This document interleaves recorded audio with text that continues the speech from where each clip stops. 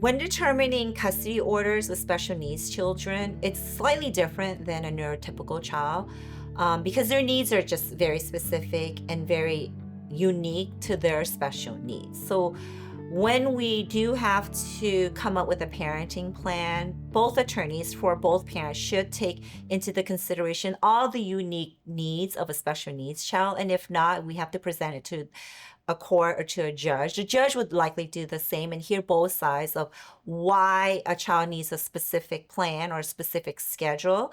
And the court will want to know why that proposed plan is in the child's best interest. Judges, when they're making determination on parenting plans, they do look at stability and they do look at equal parenting time. From my experience, the court is more inclined to do equal parenting time so long as there's no risk of harm to the children or to the child. Because stability, they do want to keep stability, but they will also recognize that dynamics are changing because we did have one intact family that is now separating. So to the extent that they can, they will try to maintain stability, but they really do want the children, to the extent that it's feasible, it's practical, to have equal parenting time with both parents.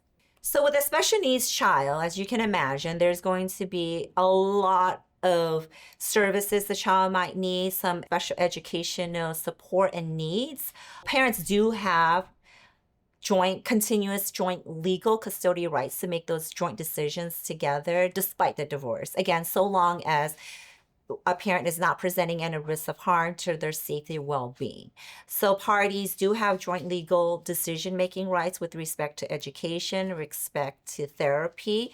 Sometimes it becomes difficult for parents to co-parent and come to the same decision so that they have mutual consent, just because everybody has different views, different belief systems about what would be best for their children. When there is an impasse, the court is there to help come up with a solution.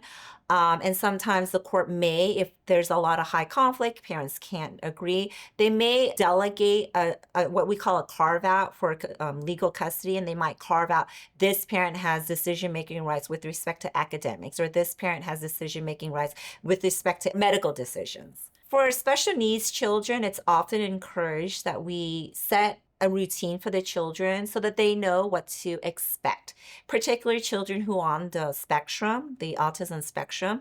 To have routine and structure is very beneficial. As an example, transitioning between households and therapy time, that takes a lot of effort, even with a neurotypical child. So we strongly encourage structure and routine so that parents know what to expect, the children know what to expect, so that there is structure and there's no chaos and there's stability for the children so they can thrive. If you're a parent with a special needs child going through a separation or a divorce and need help coming up with a parenting plan that's best for your child or your children, contact our office here at the law offices of Kim Lin Huang, and we'll be more than happy to assist you.